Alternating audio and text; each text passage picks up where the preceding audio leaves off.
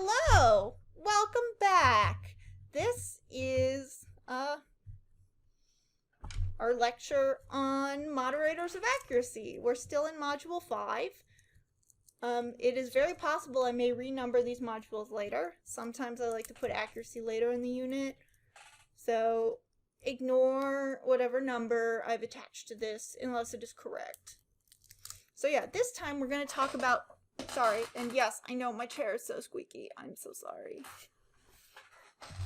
Alright. So we're going to talk about moderators of accuracy and how that works. So first we're going to talk about good judges. So the good judge is... so this is where like a lot of the early research was, like who's better at being accurate than others. So the good judge, the accurate judge, let me back up and tell you what a moderator is. So a moderator is a variable that changes the relationship between two other variables. So, like the association between haircuts or stylish haircuts and extroversion is dependent. It's moderated by whether we're in the middle of a pandemic or not. Fun facts. So that's it. Like the relationship changes based on something else. So we're talking about the moderators that seem to influence accuracy between like what is observed and what is reality. So a good judge is someone who's accurate. A lot of early findings depended on the trait. Like in terms of context, intelligence and conscientiousness were pretty accurate. It was at least able to, for the most part. There's also a lot of mixed findings in terms of accuracy for men versus women. So it's, according to early work, women were better at judging extroversion and positive emotionality when they had zero acquaintance or interaction, so you just were sitting at a table again, relative to men. And they, in general, were more accurate in terms of, like, norms, like after an interaction. So for men, extroverted, well-adjusted folks were unconcerned with what others think of them, were better judges, were more accurate. So for women, those that were more open-minded, had a wider range of interests, and valued independence were more accurate. Now, regardless of gender, that's what the rest of these are. High in communion. So what does communion mean? It's not the Catholic type. It's invested in developing and maintaining relationships. So this tends to be kind of an aspect of like agreeableness. Judging others. So high in communion, these folks tended to judge others favorably, be socially skilled, be agreeable and adjusted. They were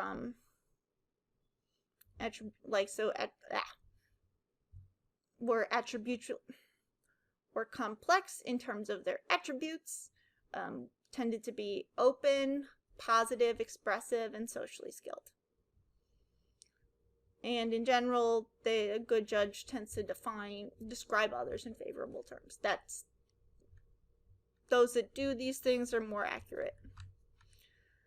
Now, the good targets. So, like, we've talked about the judge. So, the person who's making the judgment. Now, target is who is being judged.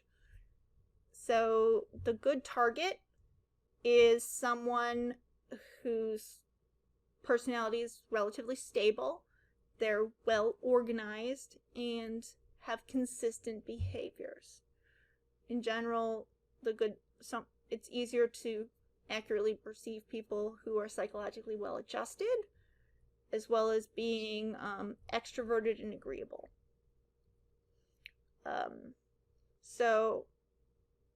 And just generally have good, like you're trying to evaluate a good trait. So the target has really visible behaviors. So like extroversion is pretty easy to assess, like if like your general style is talkative. Like talkative is a really clear signal, and we'll talk about like traits that like good traits, bad traits, stuff like that. Also good target, whatever the trait, like, tends, like, the accuracy of them tends to be related to their psychological health and happiness. So well-adjusted people tend to be more accurately perceived. Okay, so the good trait is easy to observe, highly visible. So it's evidence. It ends up being evidence against the idea that peer judgments are socially constructed, and agreement is based on communication. So the fact that different traits are harder to perceive than others makes it indicative that, like, that people are gathering evidence. So some traits are much more easily visible, so we tend to be more accurate with those, because like it's a good signal, like talkative, fast talker, like loud, all really obvious, clear signs of extroversion. Now, there might be a evolutionary basis for, like, certain traits being good at being perceived, like, and we'll talk about this in the evolutionary psych unit, which is coming up next chunk, not immediately next, but soonish. Sociosexuality. So it's this willingness to engage in sexual behaviors with minimal acquaintances and without, like, commitment to or from each other. So essentially, people are really good at gauging who's willing to hook up. Well, if you are high on this and so you're willing to hook up, you tend to be really good at and accurate at finding other people who are also willing to hook up.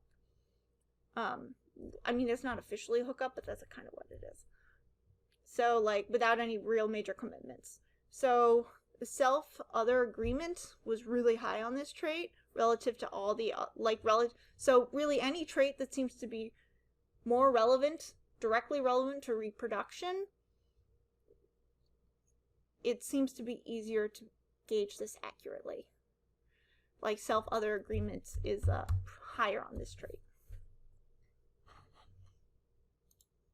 Alright. So next one is good information. So if you have both in terms of, like, the raw amount as well as, like, the quality of that information. So there's this thing called the acquaintanceship effect, where, like, judgments by close acquaintances agreed pretty closely with self-judgments, like more agreement, like with at least close acquaintances, than total strangers. So, like, and when I say total strangers, I mean those that watch, like, a 5-minute, like, videotape. So acquaintance advantage eventually goes away when the judgment is used to predict what the target will do in a similar situation. Like, so if the situation is similar to what the stranger saw in the videotape, the advantage of, like, knowing them in multiple contexts go away because the information you got was useful for whatever prediction you're making. Typically, they're more useful when you've been exposed to them in that situation. So this acquaintance effect, the amount of information can influence, like, self-other agreement, but not, like, general consensus. I've got a picture to kind of show what I'm talking about here. So exposure, I think you guys can see my lens, or my mouse. So accuracy and consensus about an acquaintance. So after about 5 minutes of, like, exposure, your correlation between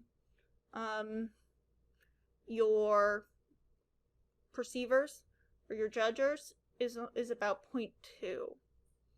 Still, there's a pretty, like, they generally, like, so accuracy, like, so the average correlation between the individual acquaintance and the truth versus the correlation between the acquaintances. The correlation between the acquaintances is a little higher. It's not much higher. We're talking a correlation of 0.2 versus 0.25. It's small. And it seems to flatline. So the consensus seems to be about the same, while accuracy does increase when you give them another 25 minutes. So that extra time helps a bit, but it doesn't really help get people to agree together. All right. Oh, I lied. So there's two types of information. We had the quantity, so more time, more is better. Quality of information. So when you, like, situations can be really helpful and informative here. So when you're in a stressful or emotionally arousing situation, that's a really good way to learn something extra about a person, because you know that they are like really being their true selves, almost. Not like a good tactic to like learn about, like, don't just put them in a stressful situation to learn about them, but